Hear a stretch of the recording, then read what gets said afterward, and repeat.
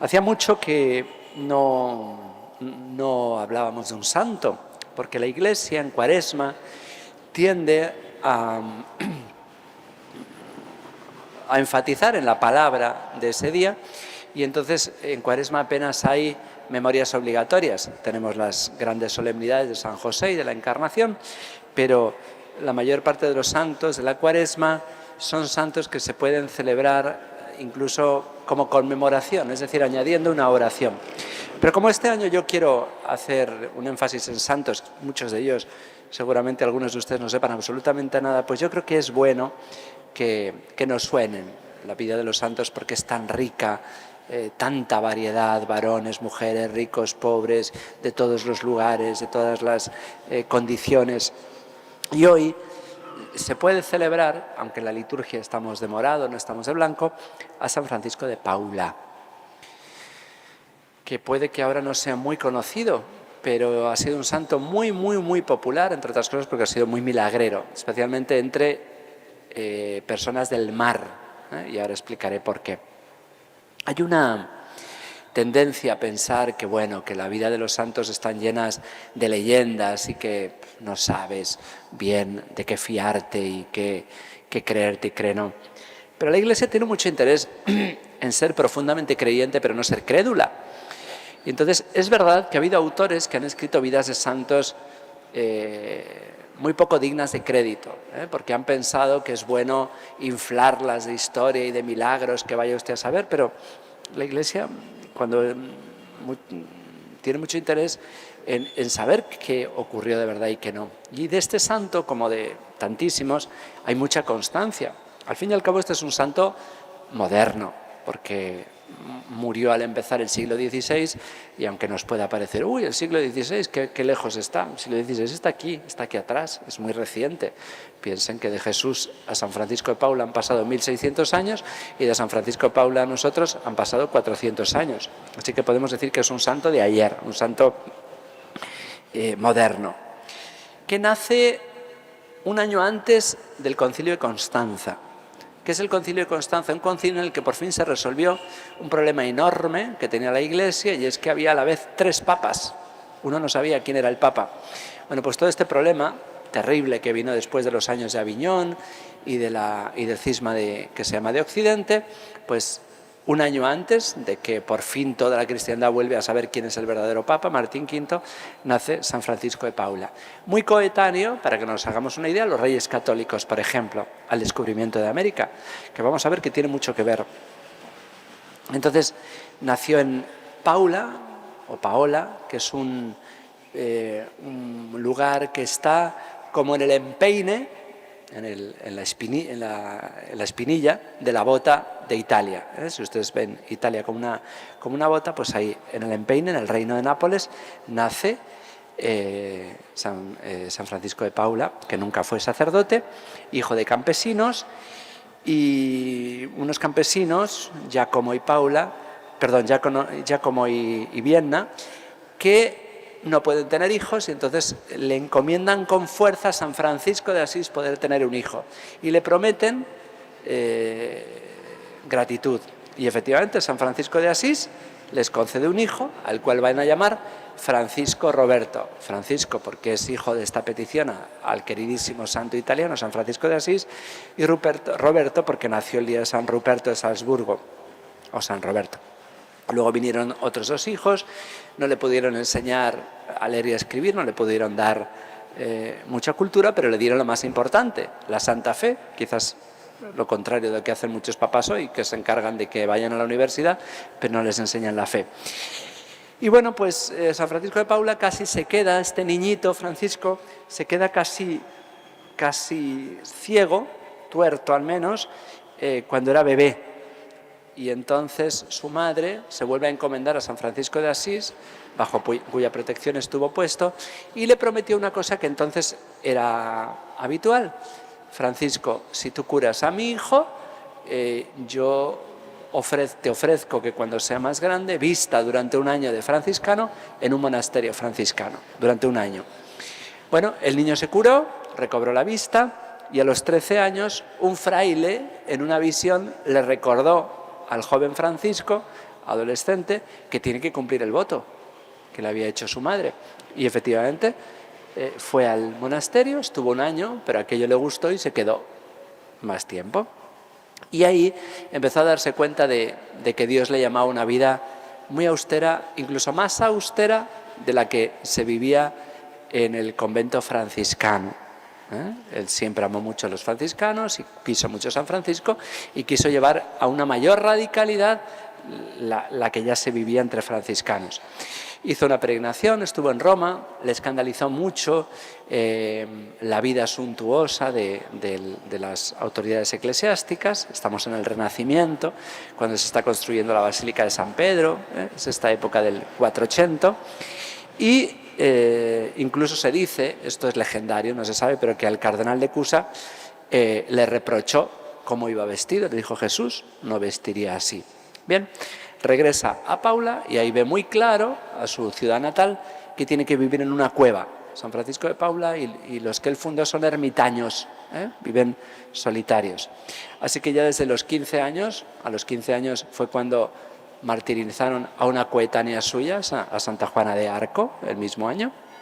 Pues estuvo 6 años viviendo en otra cueva y empezó a tener discípulos muy rápidamente, y entonces les tuvo que dar una organización y fundó la orden de ermitaños o eremitas de San Francisco de Asís, también llamados popularmente como frailes mínimos. A los de San Francisco de Paula se le llama mínimos porque los que fundó San Francisco de Asís son frailes menores, y él decía: pues nosotros más pequeños que los menores, así que mínimos. Ya si quieren fundar algo más pequeño ya tiene que ser microscópicos, porque eran los frailes menores los franciscanos y los mínimos los de San Francisco de Paula. Pero sí, fuera de bromas, es que la humildad era la base de la vivencia de estos frailes, aunque también la caridad. De hecho, el escudo de los frailes es que esto es una tradición legendaria que dice que un ángel, otros dicen que fue la Virgen, le trajo el escudo de la orden. Toda orden tiene como su sello, su escudo. Pues su escudo es simplemente la palabra caritas, caridad. Entonces la humildad, la caridad, pero también la pobreza, la penitencia. Los frailes mínimos vivían en una cuaresma permanente. Es un santo muy cuaresmal, lo celebramos hoy porque murió en 2 de abril, pero es un santo que convirtió el año entero en una cuaresma, penitencia. Hizo un cuarto voto de vivir en abstinencia, de no comer carne ni huevos.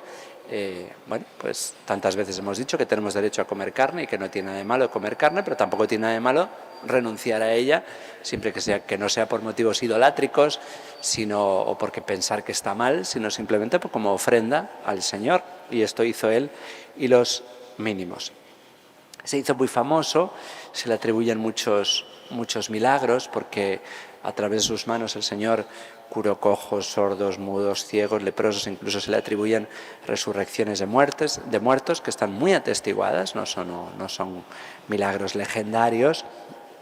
El más famoso, lo habrán visto en pinturas y cuadros si les suena, y es que se le ve navegando por el agua encima de una capa, de un vestido. Bueno, esto es porque él, que es del reino de Nápoles, saben ustedes que Italia es como una bota, como si le estuviera dando una patada a un balón. Ese balón es otra isla que se llama Sicilia.